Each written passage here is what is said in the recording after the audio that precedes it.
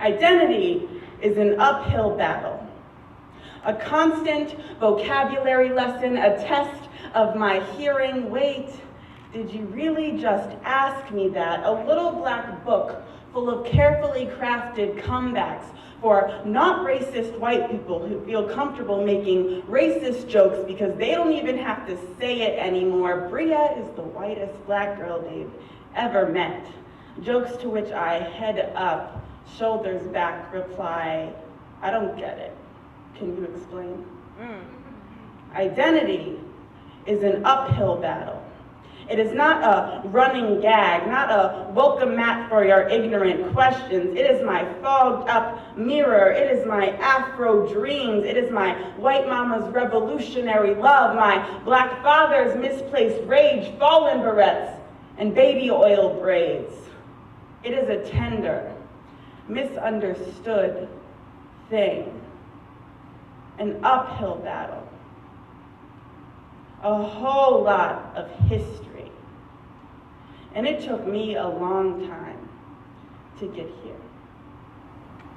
Strong black woman, there are times where you will fail.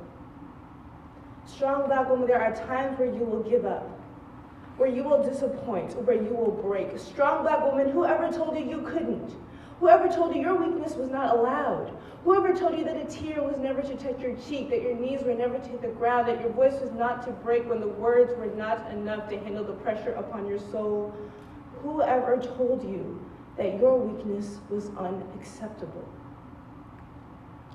Women, all women, you are a phoenix. Yes, there are times where you will be burned to ash, yes, but you will rise again like the sun, radiant and warm and beautiful and weak and strong and everything else, for you are it, and it is all. You see, I don't want to think that I only got into college based on the ethnicity block that I checked on my application, but I do. I don't want to think I could ever be denied an opportunity based on my color, the physical representation of my ancestry and my history, but I do.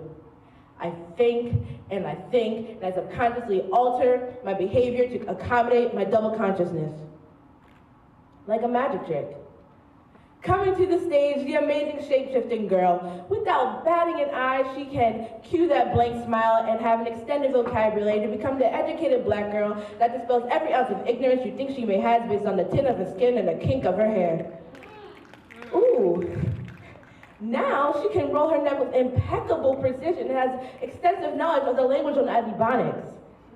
Ladies and gentlemen, a round of applause for the girl who can conform to anything you want her to, but she has yet to finish sculpting the mold that she wants for herself. I am a little black girl who sits agitated by the sink as you perform chemistry that should only safely occur under a fume hood. And you coat my hair until the strands relax and my roots release all the traces of all the black faces before me. And all that's left is an illusion of good.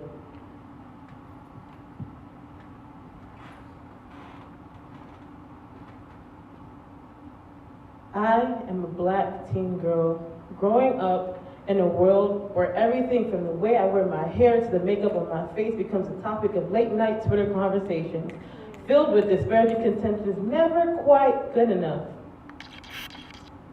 Demons, self-doubt, and self-hate hidden behind silenced lips and switching hips. My beauty so cleverly disguised, my nose, which I so desperately despise, which you say comes from queens, but peasants is all I see reflected. I can never be great, just good, that's what they tell me.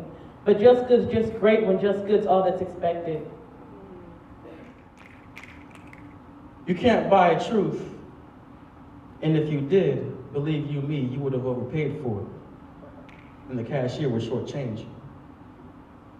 You can't buy truth because by the time that truth hits the shelves on your local retail establishment, it would have been cut with so many adulterants, you wouldn't be able to distinguish it from a lie.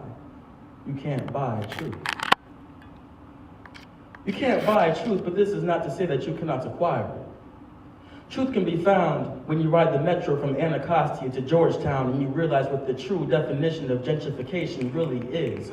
Truth can be found when you realize that the PG County Public School Board of Education would much rather send their children to a Montgomery County private school than the PG County Public School. Truth can be found when you realize that Trayvon Martin wasn't the first black boy to be killed on the basis of racial profiling, and that a whole nation can be aware of an issue that persists.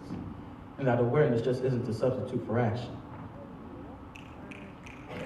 You see, we come across truth every day, but the lies in our lives tell us, don't buy it.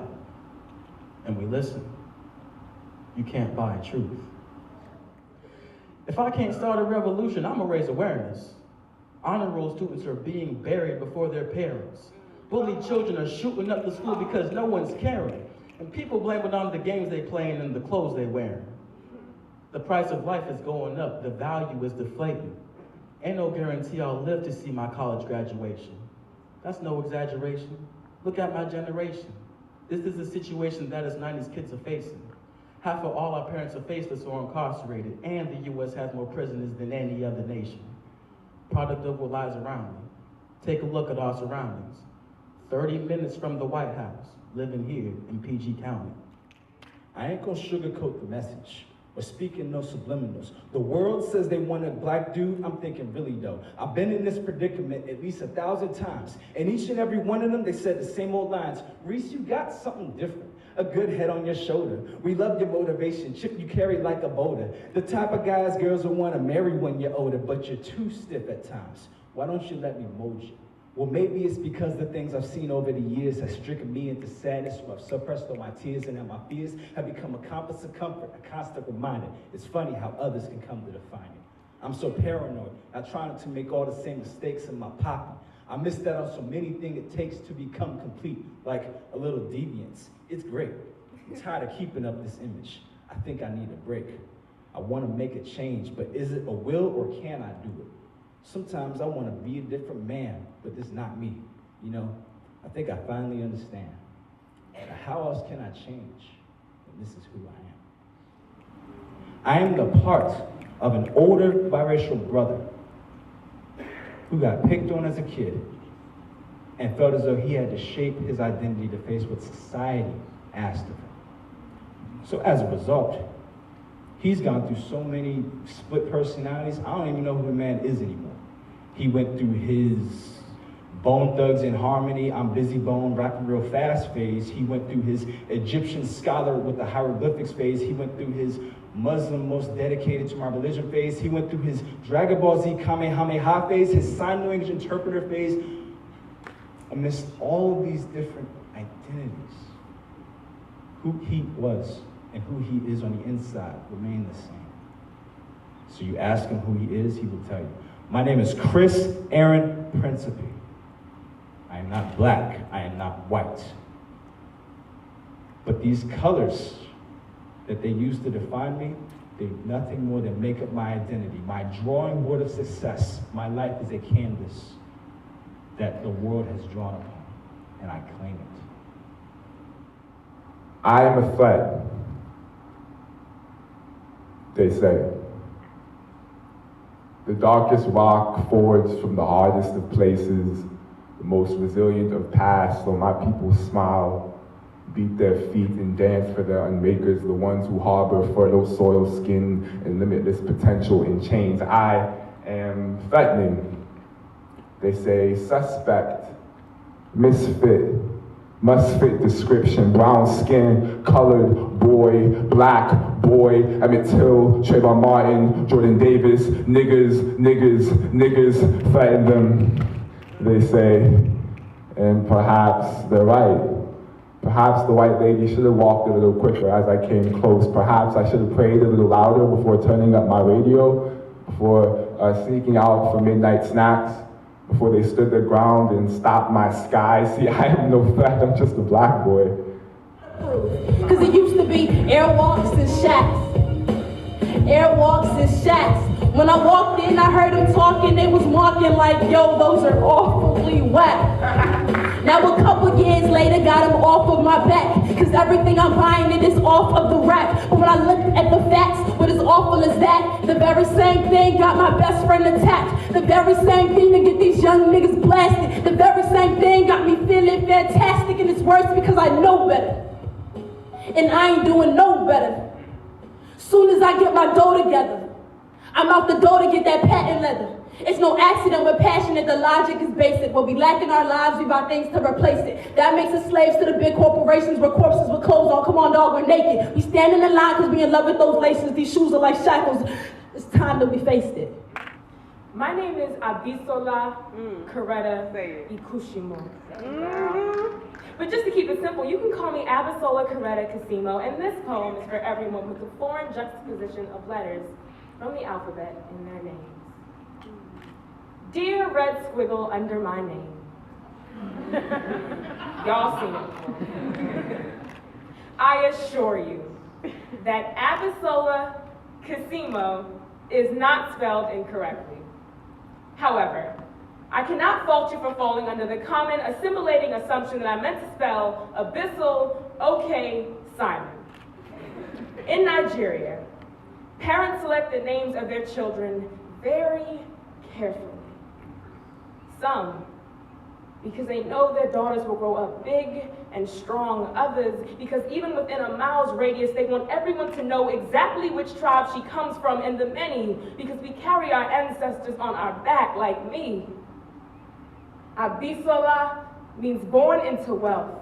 Ikushimo translates to death does not know me. I am neck deep in Nigerian culture and 6 feet under in American curses. You see, it's because of you that I used to pray for 2:45 p.m. bells signaling the end of my hell like I was a dove with broken wings in the heart of a 787 Dreamliner engine that always seems to crash. Don't you understand?